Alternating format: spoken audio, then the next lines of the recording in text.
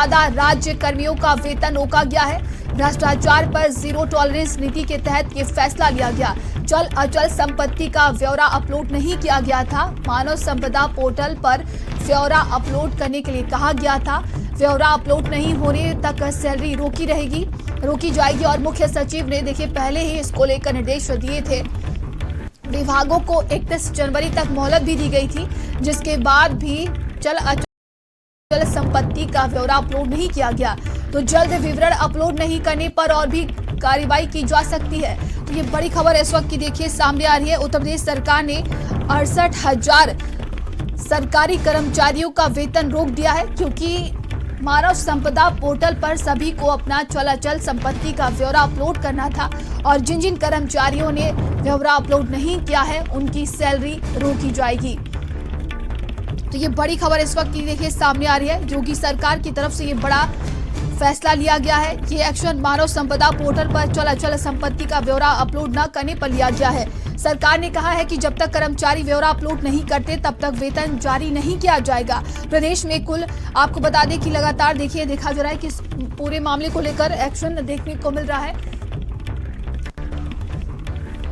संवाददाता संदीप हमारे साथ जुड़ गए हैं। संदीप, ये बड़ा एक्शन देखने को मिल रहा है। चल अचल संपत्ति का ब्यौरा अपलोड न करने पर 68,000 राज्य कर्मियों का वेतन रोक दिया गया। मुख्यमंत्री योगी आदित्यनाथ ने 2017 के बाद से विभागों में भ्रष्टाचार को कम करने के लिए तमाम तरीके के उन्होंने ऐतिहासिक काम किए। इसमें एक काम ये भी था कि जितने भी देखिए राज्य कर्मचारी हैं उनको अपनी संपत्ति का ब्यौरा जो है वो मानव संपदा पर देना होगा। उनको बताना होगा कि उनके पास कितनी संपत्ति है, उनके नाम क्या क्या है। और ये देखिए ये जो सिलसिला है ये हर बार चलता रहेगा।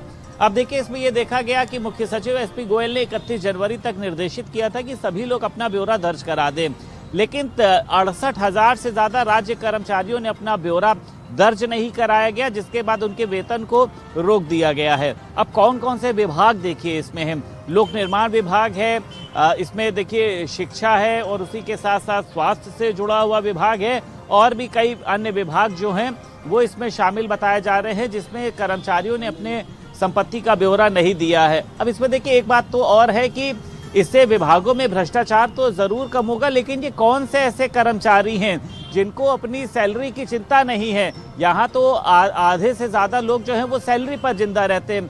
तो इन्होंने अपनी संपत्ति का ब्यौरा इसलिए नहीं दिया होगा, या तो इनकी संपत्ति में देखिए इजाफा हुआ होगा, या फिर इनको जो सरकार की तरफ से सैलरी आती है उसकी जरूरत ही नहीं होगी, ऊपर के लेन देन से ही जो है ये लोग अपना काम चला ले रहे हैं। लेकिन सिर्फ वेतन रोकना ही संदेश देना नहीं है, ये भी कहा गया है कि अभी कुछ समय भी दिया गया है कि अगर आप अपना जो ब्यौरा है उसको दर्ज नहीं कराते हैं तो आने वाले समय में जो एक विभागीय कार्यवाही है वो भी आपके ऊपर की जाएगी। तो मुख्यमंत्री योगी आदित्यनाथ ने जो निर्देश जारी किए थे, इससे विभागों में जो देखिए भ्रष्टाचार होता था, आप समझती हैं कि तमाम जो बड़े बड़े विभाग हैं वो किस तरीके से मुख्यमंत्री योगी आदित्यनाथ की जो अपेक्षा है कि मुख्यमंत्री ने कहा है कि कभी भी इस तरीके का आप लोगों को जो है घोटाला नहीं करना है, रिश्वत नहीं लेनी, लेकिन उसके बावजूद भी कुछ लोग ऐसे काम देखिए करते हैं।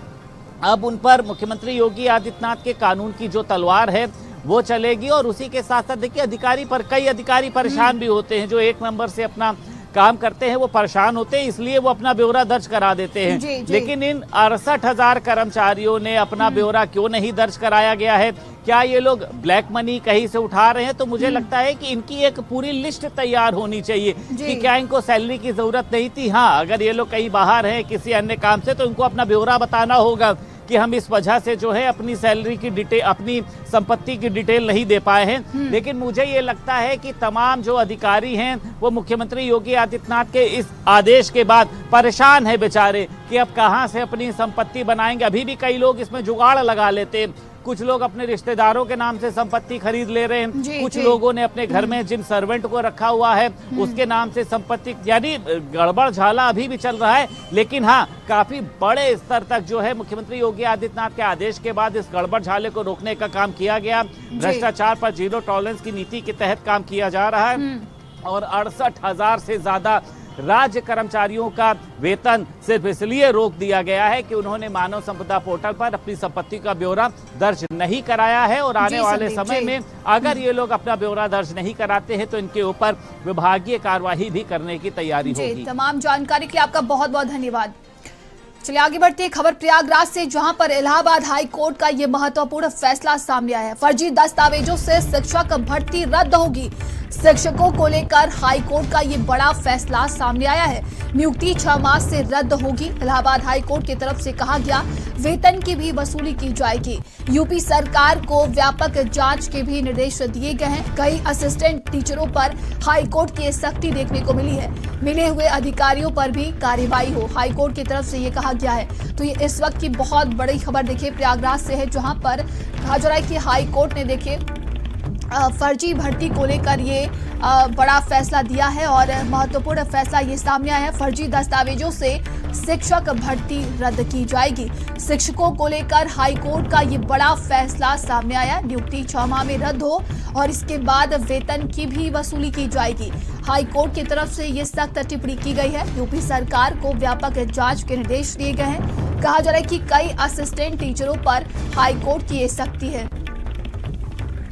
संवाददाता धीरेन्द्र द्विवेदी हमारे साथ जुड़ गए हैं। धीरेन्द्र, ये लगातार देखिए बड़ा फैसला देखने को मिल रहा है हाई कोर्ट की तरफ से और कहा जा रहा है कि अगर इस पर वो नहीं लिया, अगर कार्रवाई की जाती है इसके बाद यहाँ पर सैलरी को भी कहा जा रहा है वसूल लिया जाएगा।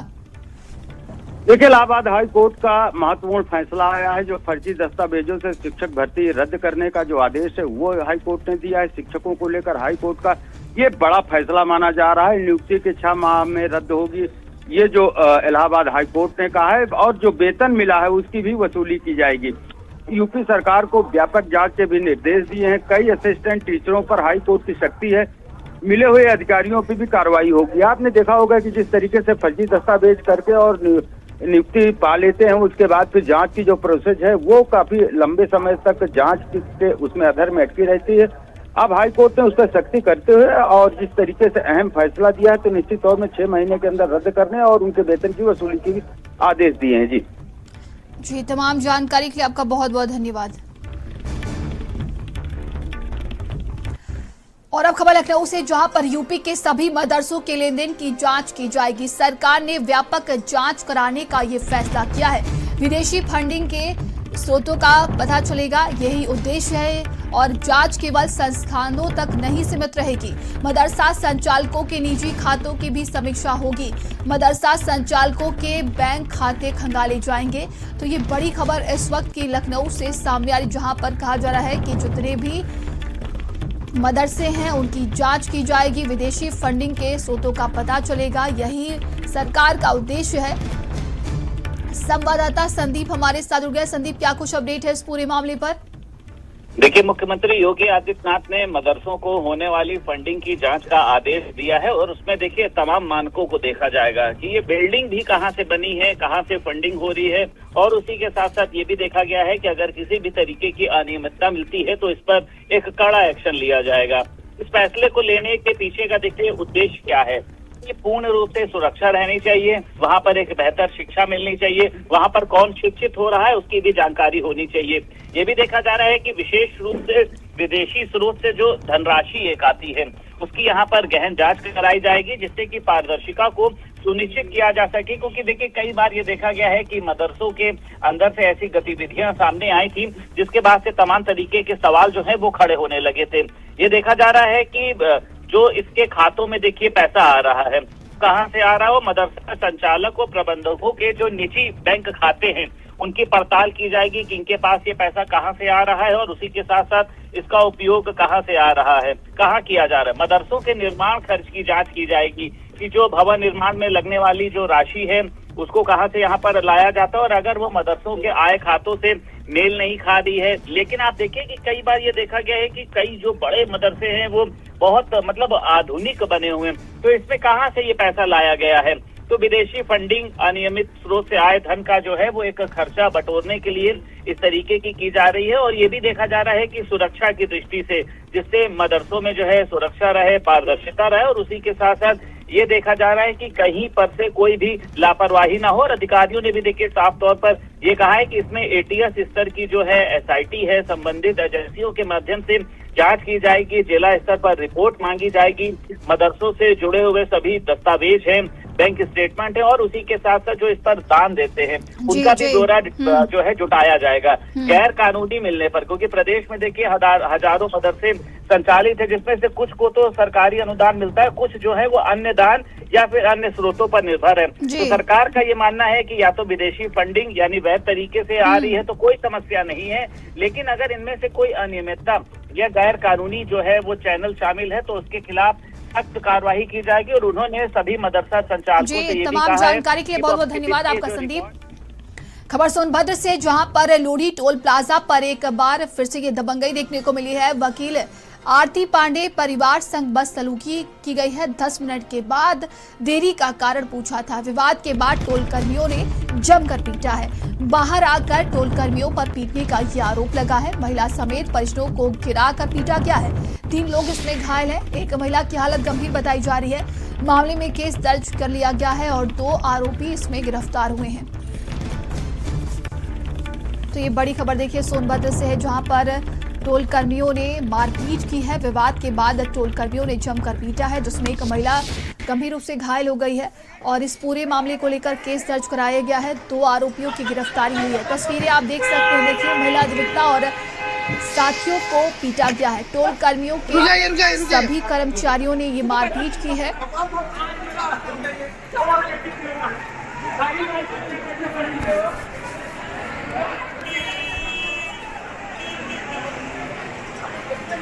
रुक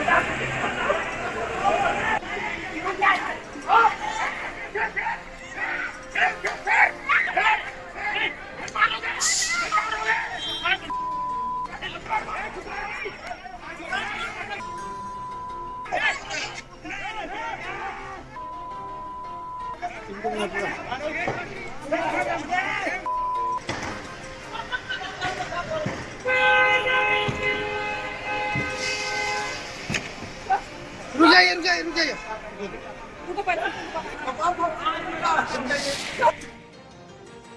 हम लोग टोल प्लाजा के पास पहुंचे जो मारकुंडी में स्थित है। वहाँ पे पहुंचे तो टाइम ओवर होने लगा, तो हमारे जीजा जी नवीन सिंह जी वो निकल करके गाड़ी से गए आगे पूछताछ करने की, मतलब क्या मामला है, कितना जाम लगा हुआ है, गाड़ी आगे पास क्यों नहीं हो रही है। तो अंदर केबिन में बैठे हुए एक टोल कर्मी जिसका नाम मुझे नहीं पता है, वो माँ बहन की भद्दी भद्दी गाली देने लगे और बोले कि तुम चुपचाप जाकर के गाड़ी में बैठ जाओ, नहीं तुमको जान से मार देंगे। 2 लोग मिलके उनको मारने पीटने लगे। वहाँ पे धक्का मुक्की होने लगा। शीशे में से दिखा कि वहाँ धक्का मुक्की हो रहा है। फिर उसके बाद तो तुरंत ये दौड़ते हुए अवनीश दुबे जी गए वहाँ पे। जब ये बीच बचाव करने लगे तब तक वो लोग उनके सर पे इतना गंभीर वार कर दिए कि पूरा खून एकदम सर से पूरा बहने लगा नवीन सिंह जी के। आज रावर्ट्सगंज की रहने वाली आरती पांडे जी अपने परिजनों के साथ चौपन की तरफ जा रही थी। लोढ़ी टोल प्लाजा पे लोढ़ी टोल प्लाजा के कर्मचारियों द्वारा विवाद किया गया, जिसमें कर्मचारियों द्वारा मारपीट की गई। इस संबंध में आरती पांडे जी के तहरीर पे कोतवाली रावर्ट्सगंज में समुचित धाराओं में अभियोग पंजीकृत किया गया है। 2 आरोपी मौके से गिरफ्तार किए गए हैं। आवश्यक वैधानिक अन्य कार्रवाई की जा रही है। मौके पे लॉ एंड ऑर्डर की स्थिति सामान्य है। और गाजियाबाद से इस वक्त की बड़ी खबर सामने आ रही, जहां पर फर्जी पासपोर्ट मामले में 5 आरोपी को गिरफ्तार कर लिया गया है। मामले में महिला समेत 5 की गिरफ्तारी हुई है। इस वक्त की बहुत बड़ी खबर गाजियाबाद से, भोजपुर थाना क्षेत्र में बनवाए गए ये सभी पासपोर्ट दिल्ली निवासियों के दलालों ने ये फर्जी दस्तावेज बनाए। 25,000 लेकर बनवाया गया था आधार कार्ड और पासपोर्ट। मामले में डाक विभाग का डाकिया भी गिरफ्तार कर लिया गया। पुलिस की जांच में वेरिफिकेशन पर अब सवाल है। पासपोर्ट डिपार्टमेंट के लोगों की भूमिका संदिग्ध बताई जा रही है। तो ये बड़ी खबर देखिए गाजियाबाद से, जहां पर फर्जी पासपोर्ट का ये भांडाफोड़ हुआ, जिसको लेकर बड़ी कार्रवाई की गई है और इस पूरे मामले में 5 आरोपियों को गिरफ्तार किया गया है। मामले में महिला समेत 5 की गिरफ्तारी हुई है। बता दें कि भोजपुर थाना क्षेत्र में बनवाए गए थे ये पासपोर्ट और दिल्ली निवासियों के दलालों ने दस्तावेज बनाए। 25,000 लेकर आधार कार्ड और पासपोर्ट के बनाया गया। मामले में डाक विभाग का डाकिया भी गिरफ्तार कर लिया गया। तो किस तरीके से ये बड़ा फर्जीवाड़ा हुआ, जिसको लेकर देखिए पासपोर्ट की विश्वसनीयता पर भी अब सवाल है। और कई जांच के दायरों से पासपोर्ट गुजरता है, लेकिन इस तरीके से उसके बावजूद भी इतना बड़ा ये फर्जीवाड़ा किया गया, जिसको लेकर तमाम सवाल खड़े हो रहे हैं। इंस्पेक्टर राजकुमार सिंह द्वारा एक तहरीर दी गई, जिसमें 25 लोगों पर षड्यंत्र एवं धोखाधड़ी कर कूटरचित दस्तावेजों के आधार पर 24 लोगों के पासपोर्ट एक ही पते व एक ही मोबाइल नंबर पर बनवाने के संबंध में आरोप अंकित किए गए थे। इस संबंध में सुसंगत धाराओं पे थाना भोजपुर पर एक अभियोग 23/26 पंजीकृत किया गया है। इस अभियोग के पंजीकृत होने के उपरांत इन सभी अभियुक्तों की गिरफ्तारी हेतु ये बजट विकसित भारत की हमारी ऊंची उड़ान का मजबूत आधार है। यह बजट समाज के प्रत्येक तबके को ध्यान में रख करके बनाया गया नए भारत का बजट है। जिस सरकार से कोई उम्मीद नहीं, उसके बजट से क्या उम्मीद होगी। 50% टैरिफ जो अमेरिका बार बार चिल्ला कर कह रहा था, तबाह कर दिया उन्होंने कारोबार, कोई जिक्र भी नहीं किया आपने। वित्त मंत्री निर्मला सीतारमण ने संसद में बजट पेश कर दिया है। बजट पेश होने के बाद जनता को कई जगह राहत मिली है। आइए आपको सुनाते हैं यूपी की जनता बजट को लेकर क्या कह रही है। हमारी इस रिपोर्ट को आप देखिए। वित्त मंत्री निर्मला सीतारमण ने देश का आम बजट पेश कर दिया है और बजट में क्या कुछ आम जनता को मिला है, उस पर बातचीत के लिए तमाम लोग हमारे साथ मौजूद हैं। और सर, हम लोग काशी में बैठे हैं। काशी में 2 हाई स्पीड रेल कॉरिडोर बनाने का भी बात कहा गया है, डायरेक्ट वाराणसी से दिल्ली और वाराणसी से सिलीगुड़ी के लिए। देखिए, जो हाई स्पीड रेल कॉरिडोर होगा वह बनारस की कनेक्टिविटी को भारत केंद्र मतलब दिल्ली से और पश्चिमोत्तर में सिलीगुड़ी से जोड़ेगा। जब यह जोड़ेगा तो कनेक्टिविटी डेवलप होगी और जो यहाँ माल की जो ढुलाई है यहाँ के छोटे व्यापारियों की, किसानों की, वो निश्चित रूप से कनेक्टेड होगा, तो उसका फायदा काशी के लोगों को मिलेगा। कई सारी ऐसी चीजें हैं सरकार इनडायरेक्ट वे में जो है वो करती है। इनडायरेक्ट वे में रोजगार पैदा करने की कोशिश करती है। जैसे एक नए तरीके का रोजगार इन्होंने पैदा किया कि वो 10,000 गाइड बनाएंगे, जो अपने जो है 20 पर्यटन स्थल हैं उनको, जिसमें अपना सारनाथ भी है, वो गाइड बनाएंगे। कंटेंट क्रिएटर के लिए एक अलग प्रोविजन किया है, उसके लिए एक अलग कोर्स बनेगा, अलग जो है वो यूनिवर्सिटी बनेगी। तो कहीं न कहीं सरकार आज की डेट की अभी की जो चीजें हैं उसको देखते हुए वो चीजें जो है करने की कोशिश कर रही है और सेवा क्षेत्र के ऊपर ज्यादा फोकस है। वाराणसी से विनीत श्रीवास्तव, भारत समाचार। आम बजट जो है पेश हो चुका है और लोगों की क्या उससे उम्मीदें थी, उसके बारे में जानने के लिए हमारे साथ मौजूद हैं तमाम लोग, उनसे बात करेंगे। सर, आपसे जानना चाहेंगे कि क्या उम्मीदें थी और बजट आने के बाद अब क्या आप देखते हो, किस तरह से उसको? सबसे बड़ी बात क्या है कि हमारी वित्त मंत्री जी ने कहा है कि औद्योगिक विकास को बढ़ावा दिया जाएगा। तो अगर औद्योगिक विकास को बढ़ावा दिया जाएगा तो सबसे ज़्यादा लाभ होगा कि कामगारों को, यहाँ लोगों को रोजगार के अवसर सृजन होंगे। और उन्होंने 10,000 करोड़ रुपए MSME के लिए दिया है, जो कि बहुत कम है। मुझे लगता है कि ये 50,000 करोड़ रुपए से कम नहीं होना चाहिए, क्योंकि अगर 50,000 करोड़ मिलेगा तभी देश के MSME तरक्की कर सकेंगे। 10,000 करोड़ बहुत कम है, फिर भी हम इस बजट का बहुत बहुत स्वागत करते हैं। ये औसत बजट लगा, कोई चुनावी घोषणाएं भी बहुत ज़्यादा मेरे को दिखी नहीं है इसमें। और उद्योगियों के लिए जो इन्होंने कहा था कि कुछ पैकेज देंगे, 10,000 करोड़ रुपए MSME वालों को दिए। मुझको लगता है प्रदेश हमारा इतना बड़ा है, सिर्फ इतना तो हमारे प्रदेश के लिए ही होना चाहिए, तो जिससे यहाँ पर रोजगार सृजन हो सके और उद्यमी अपने उद्योग को और बेहतर तरीके से चला सके। वीडियो जर्नलिस्ट दीपक के साथ प्रभात अवस्थी, भारत समाचार, कानपुर। निर्मला सीतारमण ने आज 2026 का बजट पेश कर दिया है। बुंदेलखंड के लोगों को इस बजट से बड़ी उम्मीदें थीं। उन्हें लग रहा था कि IIT जैसे प्रोजेक्ट बुंदेलखंड में आ जाएंगे और हमारे जो बच्चे हैं, पिछड़े वर्ग के जो बच्चे हैं, वो हाई एजुकेशन और व्यावसायिक एजुकेशन में भी हिस्सेदारी कर सकेंगे। इसके अलावा डिफेंस कॉरिडोर है, बुंदेलखंड एक्सप्रेसवे है, बीडा को लेकर भी भारी भरकम बजट की उम्मीद थी। ऐसा कुछ इस बजट में दिखा नहीं। हमारे साथ कुछ व्यापारी हैं, कुछ आम नागरिक हैं, जिनसे हम बात करेंगे। वो बर्बादी की कगार पे है। कभी उसके लिए बुंदेलखंड के बारे में कोई भी सोचता नहीं है, ना पिछली बार ना इस बार। इस बार भी उन्होंने जो सोचा था बच्चों के लिए कुछ IIT आएगी या कुछ आएगा या कार्यक्रम इलेक्ट्रॉनिक सम्मेद या कुछ भी, बुंदेलखंड हमेशा भुखमरी की कगार पे ही रहता है। इसके लिए कोई भी, चाहे हमारे सांसद जी हों या कहीं, बुंदेलखंड के लिए सोचते ही नहीं है वो। भाई साहब, ऐसा है कि यहाँ के नेता जब तक प्रतिनिधित्व नहीं करेंगे, इस बात के लिए आवाज़ नहीं उठाएंगे, जब तक कुछ होने वाला तो है नहीं है। उमा भारती आवाज़ दी थी, उन्होंने वादा किया था, लेकिन उनके साथ समर्थन भी है, लेकिन सरकार तक आवाज़ पहुंचती भी है, लेकिन सरकार नहीं करना चाहती, तो उसके लिए तो हम लोग कुछ नहीं कर सकते हैं। सांसद विधायक जी को ये आवाज उठाना चाहिए कि ऐसा होने के लिए जो वादे किए हैं बीजेपी ने, लोग बीजेपी कहती है जो हम वादा करते हैं पूरा करते हैं, ये भी वादा बीजेपी का है, किसी और पार्टी का तो है नहीं, ये वादा तो पूरा होता हुआ नहीं दिखाई दे रहा। ये दुर्भाग्य है बुंदेलखंड का। कैमरा पर्सन निक्की चौहान के साथ रामनरेश यादव, भारत समाचार, झांसी। अयोध्या में खुशी की लहर है। हम इसमें अगर बात की जाए, देख रहे हैं जिस तरह से बजट पर चर्चाएं हो रही हैं। अरे जी, किस तरह से बजट रहा है? बहुत ही ऐतिहासिक बजट है।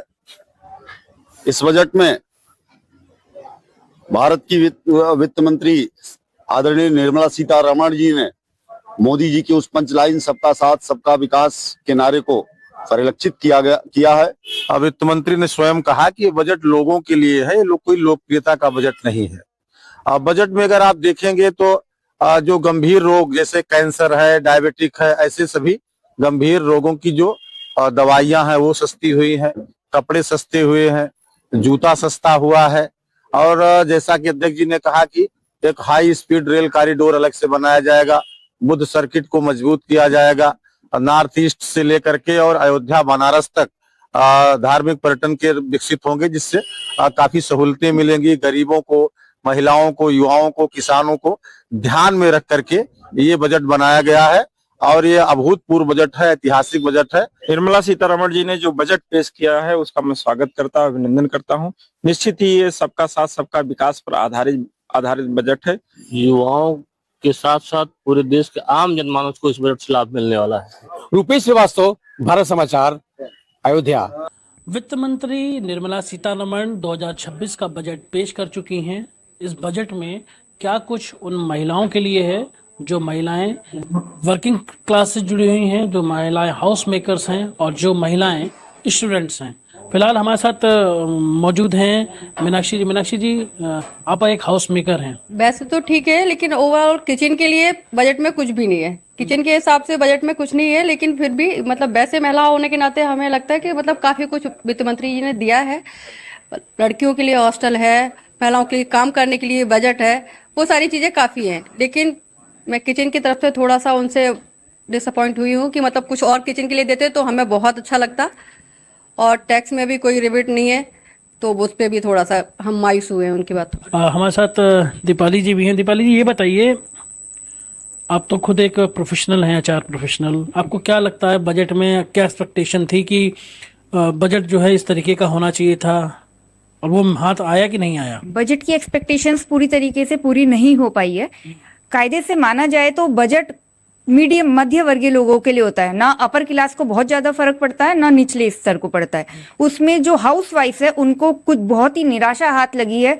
बजट के लिए कोई दाल, चीनी, नमक, आटा किसी के बारे में सोचा नहीं गया। इससे मैं बहुत काफी निराशा हाथ लगी है। कैमरा पर्सन सनी के साथ मैं लोकेश राय, भारत समाचार, गाजियाबाद। देश की वित्त मंत्री ने संसद में 2026 का बजट पेश करा है। इस बजट को लेकर जो है काफी जगह खुशी है, लेकिन काफी जगह गम भी देखा गया है। विजयानंद जी, कितनी उम्मीदें थी इस बजट से और अब आपको क्या मिलना था, क्या नहीं मिला?